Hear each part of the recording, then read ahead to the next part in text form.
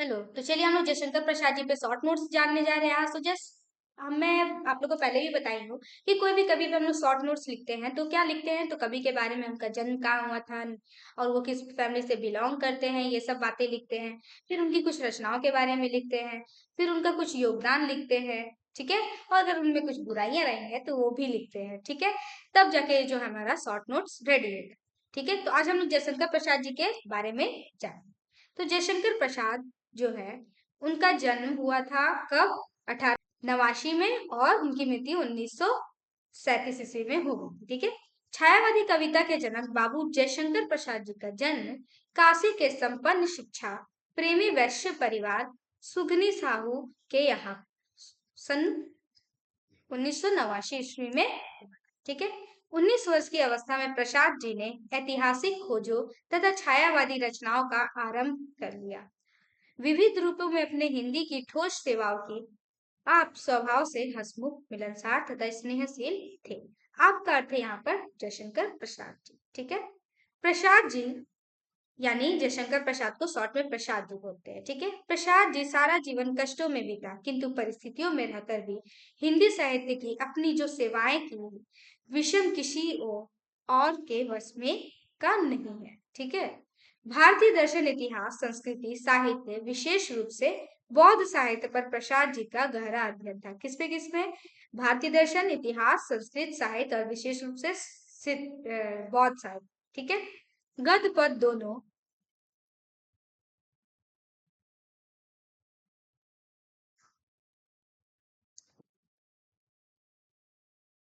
दोनों विधाओं में इनकी लेखनी चली। उपन्यास, कहानी, नाटक को तो इन्होंने विकसित किया ही, साथ ही साथ कविता को भी उन्नति की चरम सीमा पर। उन्होंने कहानी, उपन्यास, नाटक तो लिखे ही लिखे, लेकिन कविता को भी इतनी उन्नति के साथ उन्होंने क्या प्रगति की है कि कविता के श्रेय में भी कि कहा नहीं जा सकता। ठीक है। वे बहुमुखी प्रतिभा के कलाकार तथा शिव के उपासक थे। ठीक है। कामायनी पर उनको हिंदी साहित्य सम्मेलन में मंगला प्रसाद परितोष प्राप्त हुआ। काव्य के क्षेत्र में प्रसाद जी छायावादी काव्य धारा के जनक और सशक्त उन्नयात माने जाते हैं। इनकी ब्रज भाषा की कविताएं चित्राधार में संग्रहित है। इनमें खड़ी बोली के 4 काव्य, कानन, कुसुम, महाराज का महत्व, करुणामय, प्रेम पथिक आते हैं। इनके झरना काव्य में सर्वप्रथम छायावादी प्रवृत्ति की झलक दिखाई देती है। उनके कामायनी महाकाव्य में, उनकी जो है कामायनी जो है प्रसाद जी की, वो महाकाव्य है। ठीक है। कभी कभी पूछ लेता है कि उनके एक महाकाव्य का नाम बताइए जयशंकर प्रसाद, तो आप लोग कामायनी लिखें। दर्शन का तथा उनके लहर, झरना तथा आंसू काव्य में सौंदर्य का मधुर और वेदना से भरा सटीक वर्णन। उनके जो है कवि का कामायनी महाकाव्य इस युग का सर्वश्रेष्ठ महाकाव्य है। बहुमुखी प्रतिभा से मुक्त होने पर इनकी काव्य प्रतिभा उच्च कोटि की है।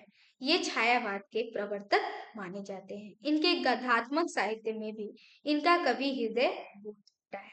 गद्यात्मक मतलब कहानी में भी जितनी अच्छी ये कविता करते उतनी अच्छी ये कहानियों की रचनाएं करते। प्रसाद जी की रचनाएं हैं। प्रसाद जी की प्रतिभा बहुमुखी थी। कविता, गद्य, काव्य, नाटक, उपन्यास, आख्यायिका, निबंध आदि सभी विधाओं में अपनी लेखनी चलाई है। और उन्हें कविता, गद्य, पद्य, काव्य, नाटक सब में लिखे हैं, सब में रचनाएं की है, और सभी में अपने अद्भुत सफलता प्राप्त की है। इन्होंने जिन अमूल्य रचनाओं से साहित्य का श्रृंगार किया वे इस प्रकार। सबसे पहले काव्य है यानी कविता है कामायनी जो महाकाव्य है, चित्राधार, कानन कुसुम, करुणालय, महाराणा का महत्व, प्रेम पथिक, झरना, आंसू, लहर। कामायनी में है यह महाकाव्य छायावादी काव्य चेतना की कृति पातका है। इनमें मनु और श्रद्धा के माध्यम से मानव को हृदय और बुद्धि के समन्वय तथा मानवता का संदेश दिया है। ठीक है। आंसू में क्या है? यह विरह वेदना का काव्य है। इसके प्रत्येक छंद में करुणा, दुख और पीड़ा का सार है। आंसू इतना करुणा है कि आप लोग उसको पढ़िएगा तो आप लोग के खुद आंखों से जो है आंसू की धारा बहने लगेगी। वो सच में वो आंसू जो है उनका विषय वस्तु बनाएंगे, उसको टॉपिक का नेम बनाए हैं, सच में आंसू है। आप लोग इसकी पंक्ति भी डाल सकते हैं, इससे करुणा कलित में एक विगल रागिनी बजती, इस तरह से वो कविता की पंक्ति है। तो आप इसे भी डाल सकते हैं, ठीक है, और उसकी रचना कर सकते हैं, उसकी व्याख्या कर सकते हैं। झरना यह प्रसाद का प्रथम छायावादी काव्य संकलन है। इनमें प्रेम और सौंदर्य का मनोहरी रूप चित्रित किया है। जैसा कि यदि आप लोग को क्वेश्चन पूछ लेता है कि जयशंकर प्रसाद जी का जो है प्रथम काव्य संकलन का नाम बताए, तो वो झरना, ठीक है। नाटक है राजश्री, अजात शत्रु, स्कंदगुप्त, चंद्रगुप्त, ध्रुव स्वामिनी, विशाखा, कामना, जन्मेजय का नाग यज्ञ, एक घूट, परिणय, कल्याणी वधु, ठीक है। कहानी उनकी है आकाशदीप, इंद्रजाल, प्रतिध्वनि, आधी, छाया, चित्रधार की कहानी। उपन्यास उनके हैं कंकाल, तितली, इरावती, अपूर्व, ठीक है। निबंध उनके हैं काव्य और कला तथा अन्य निबंध, ठीक है। साहित्य में उनका क्या, तो साहित्य में उनका स्थान है, चलिए देखते हैं। तो प्रसाद जी प्रतिभा संपन्न छायावाद के जनक एवं महाकवि थे। प्रसाद जी वास्तव में हिंदी के टैगोर थे, हिंदी के उन्हें टैगोर कहा है। स्वामी माखनलाल चतुर्वेदी के कथानुसार कबीर हिंदी साहित्य के सत्य थे, तो तुलसी शिव के, शूर सुंदर के, किंतु प्रसाद जो है सत्यम शिवम सुंदरन की आंख मिचौली थे।